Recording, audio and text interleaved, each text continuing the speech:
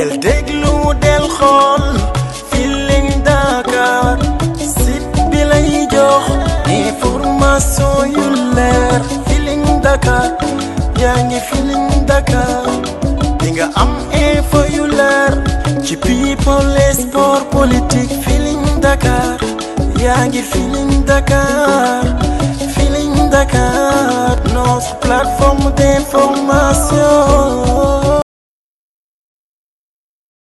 Membre de l'opposition sénégalaise, membre de Yewwi Askan Wi, allié de Ousmane Sonko. Je suis ici présente avec M.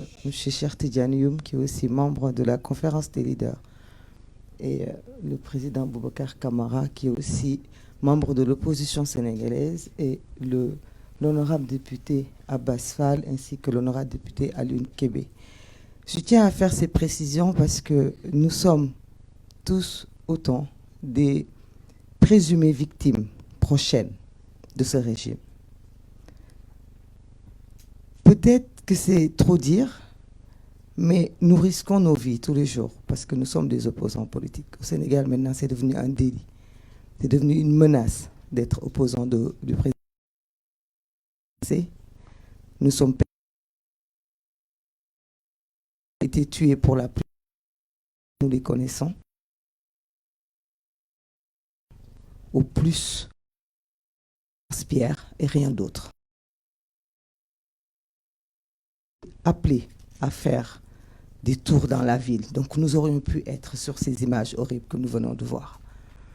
Ma question, au-delà des félicitations que nous vous faisons et que j'ai déjà entendues, ces félicitations, vous les méritez. Je sais que vous n'en avez pas besoin, parce que vous êtes militant des droits humains. Mais sachez qu'il y a de l'espoir. Il y aura pas d'aide. Soit ce qui se passera, comme vous venez de le dire. Ça donne du baume au cœur à cette jeunesse qui a envie. Ça fait dire que demain, si on était à la place de ces images, là, j'ai deux questions pour vous. Et de déposer une plainte à l'avance. Tôt ou tard, je considère que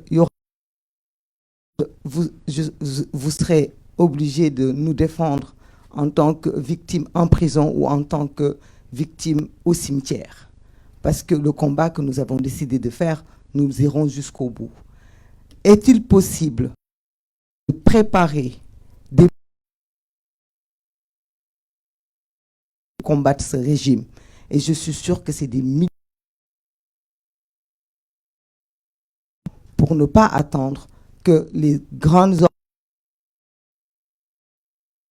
tous ces pays de droits humains, qu'est-ce qu'ils ont responsabilité? Quel est le décret qui est 100 morts, 1000 morts, 2000 morts au sol français? Est-il possible de demander à cette au Sénégal pendant les élections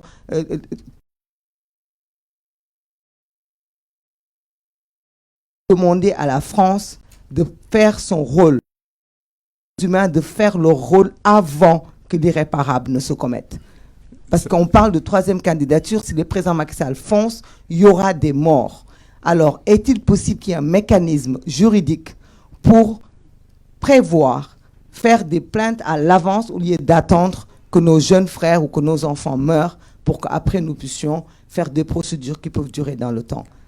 Merci. Ça me permet de revenir sur un élément que je n'ai pas détaillé, qui est le travail que l'on a fait sur la persécution non seulement des militants politiques, mais aussi des journalistes, des avocats, sur le terrain pour essayer d'empêcher qu'ils puissent protéger les personnes qui, du fait de leurs idées, s'engageaient et qui a amené à la mise sous mandat de dépôt d'individus ou à l'arrestation ponctuelle, y compris de grands organes de presse comme l'AFP internationaux, qui avaient été confrontés aux effets de bord naturels de toute utilisation de la violence politique, C'est-à-dire que je pense que le régime sénégalais, si vous demandiez à Macky Sall, n'avait évidemment pas l'intention de cibler l'AFP parce qu'ils savent les conséquences que ça aurait. Mais lorsque vous autorisez une forme de violence se déployer sur un territoire, ça finit par toucher. Vous ne pouvez pas tout contrôler, en fait. Et parfois, il y a des débordements. Donc ça, c'est les effets de bord. Et après, il y a les effets ciblés. Par exemple, en ce qui concerne le conseiller technique du ministre de l'Intérieur, son existence avait été révélée par un militant qui s'appelle Hannibal Jim, qui est un blogueur, et qui avait révélé l'existence et la présence d'un coopérant au sein d'un régime qui utilisait la violence à des fins politiques. Eh bien, cet homme, par hasard ou non, est depuis le mois de février dernier sous mandat de dépôt. Il est détenu. Est-ce parce qu'il a exposé des faits qui ont été très rapidement nettoyés sur les réseaux sociaux, sur Internet, qui montraient l'existence de ce conseiller technique numéro 6, M. Belebad? Est-ce que la France a une responsabilité, par exemple, dans ce sort-là? Ce sont des questions qu'il m'apparaît très important de traiter parce que on voit encore une fois une absence de distanciation complète de la France et en général des puissances étrangères à l'égard du régime actuel, malgré les violences qu'ils ont commises.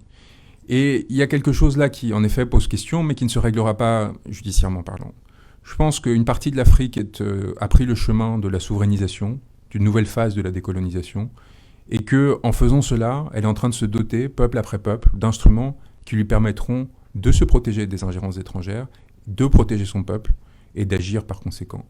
Votre protection, il ne m'appartient pas de me dire laquelle sera la meilleure. Il ne m'appartient pas de dire quel chemin doit prendre tel ou tel individu sénégalais pour amener à ce changement et amener à la fin de l'impunité. Il m'appartient, moi, simplement, à partir des éléments que je reçois, de qualifier ou de disqualifier ceux-ci, de les considérer comme constitutifs ou non d'un crime, évidemment seulement déjà commis, parce que la politique pénale ne peut pas être prédictive, et à partir de là, essayer de faire des points d'étape qui, on espère, produiront des effets et empêcheront que d'autres violences se commettent à l'avenir, sans m'immiscer au-delà et sans peser sur, encore une fois, le destin souverain de cette population, qui n'a pas besoin de moi, qui n'a pas besoin de quiconque d'autre que d'elle-même, mais qui, évidemment, dans un rapport de force comme celui qui est en place aujourd'hui, doit essayer de faire contrepoids aux influences étrangères qui cherchent par tout moyen à soutenir le régime actuel. C'est notre rôle de faire contrepoids, d'équilibrer la situation, sans essayer de nous attribuer un rôle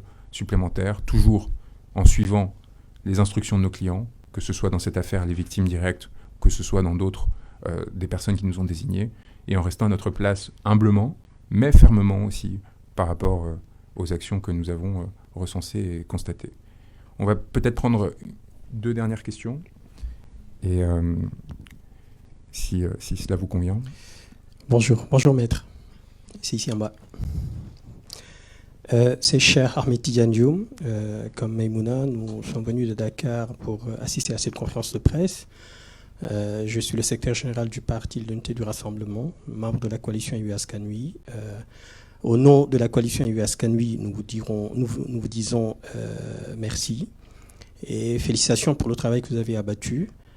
Et nous vous encourageons, d'autant plus que nous savons très bien la pression que vous subissez du fait du travail extrêmement important que vous abattez. Je ne vous ai pas entendu durant votre exposé faire référence à ce qui est en train de ce que subit actuellement le président Ousmane Sonko, la séquestration, le fait qu'il soit empêché de sortir de chez lui, qui effectivement au terme du statut de l'article 7 du statut de Rome est un crime contre l'humanité. D'autant plus que la coalition AU Askanui a demandé à tous les Sénégalais de se rendre le 25 pour lever ce blocus qui est illégal, qui n'est basé sur aucune instruction, sur aucune ordonnance. Au-delà de ne pas en avoir fait part dans votre exposé, que conseillez-vous aux forces de l'ordre qui, aujourd'hui, considèrent qu'ils exécutent simplement des décisions que leurs supérieurs leur demandent de faire? Lorsqu'un ordre est manifestement illégal, tout à fait, il n'y a pas de possibilité de prendre prétexte de l'existence de cet ordre pour échapper à sa responsabilité. C'est pour ça que nous sommes allés très très bas dans la chaîne de responsabilité. Nous avons même des exécutants simples, qui ne sont pas gradés au sein des forces de l'ordre, car nous considérons qu'ils sont, en tant qu'exécutants de ces ordres, des responsables de crimes contre l'humanité.